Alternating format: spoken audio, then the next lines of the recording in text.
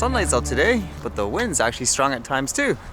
And with that in mind, what's going on today? I guess Amazon's going to finally release their drone service. You would have thought they would have been one of the first, just with all the news and stuff before. But this one here says, Amazon Prime Air prepares for drone deliveries. I guess it will specifically be in one state in the US. It says Amazon customers in Lockford, California will be among the first to receive Prime Air drone deliveries in the US. The promise of drone delivery has often felt like science fiction. We've been working for almost a decade to make it a reality. And it says here the challenge, how do you get items to customers quickly, cost effectively, and most importantly safely in less than an hour? How do you do it in a way that can scale? Our teams of hundreds of scientists, engineers, aerospace professionals, and futurists have been working hard to do just that. And later this year, Amazon customers living in Lockford, California will become among the first to receive Prime Air deliveries.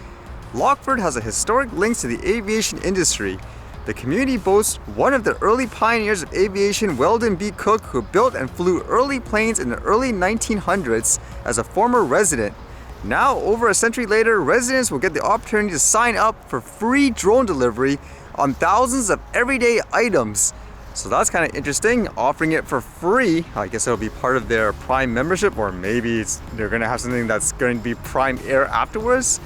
And in recent times, there was the news on how Walmart is releasing drone deliveries, but they're actually charging a fee for it. So will this actually play to their advantage? I assume they want more adoption and possibly, I guess, feedback, like they say here. It says Lockford residents will play an important role in defining the future. Their feedback about Prime Air with drones delivering packages in their backyards will help us create a service that will safely scale to meet the needs of customers everywhere, while adding another innovation milestone to the town's aviation history. They say they're one of the few who actually has permission from the FAA to do things like drone deliveries, and they're trying to make themselves stand out, it sounds like, by trying to claim, I guess, their drones has a lot of safety features like obstacle avoidance and all that.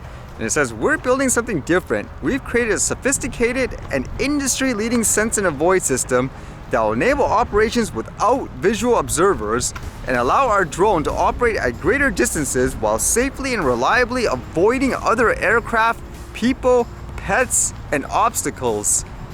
But of course, with stuff like this, I still wonder about things like practicality. For example, if there's harsh rain, for example, or major wind, will they actually be able to use this still? And is there a limitation? Because I highly doubt they're going to be delivering things. For example, if it's the summertime, people want to buy things like air conditioners. I highly doubt they're going to fly that in the air and drop it in the backyard. But it says here, once onboarded, customers in Lockford will see Prime Air eligible items on Amazon. They will place an order as they normally would and receive an estimated arrival time with a status tracker for their order. For these deliveries, the drone will fly to the designated delivery location, descend to the customer's backyard, and hover at a safe height. It will then safely release the package and rise back up to altitude. If it was me around the area, I'd try it just to see what it's like. But overall, do you think this is good or bad? It's just one of those things, again, it'll make you wonder with all the hysteria with people saying, oh, a recreational drone or whatever, flying here and there, they're spying on me. Now these things are going to go in people's backyards. Are people going to be okay with it? Or are they going to be paranoid, like, oh, this thing must be spying on me? I wouldn't doubt it. There will be more incidents afterwards of people trying to, I guess, take down these drones as well. And this was actually really weird. People often say, for example, governments, they just create all these weird rules and regulations to tax people to death. I didn't even know if this was real at first, but apparently it is, where in New Zealand, they're going to start taxing, or potentially anyways, animals for releasing gas per se. This one says, New Zealand considers taxing cow and sheep burps to combat climate change.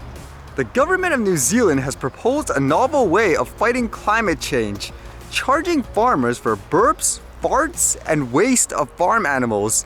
New Zealand is a progressive, eco-friendly country, but also a land where sheep and cattle both outnumber people. Sheep, cow, and other livestock contribute to climate change in various ways, including by grazing on land that was clear-cut to make room for them and by eating grains grown where forests once stood. But they also create planet-warming emissions directly as a byproduct of their digestion. which releases methane, a powerful greenhouse gas. Again, I'm having a hard time thinking how they're actually going to track this. Is it just an estimate? Oh, we think an animal releases X amount of gas, for example, in the atmosphere each year, so we'll charge you this much money, that type of thing.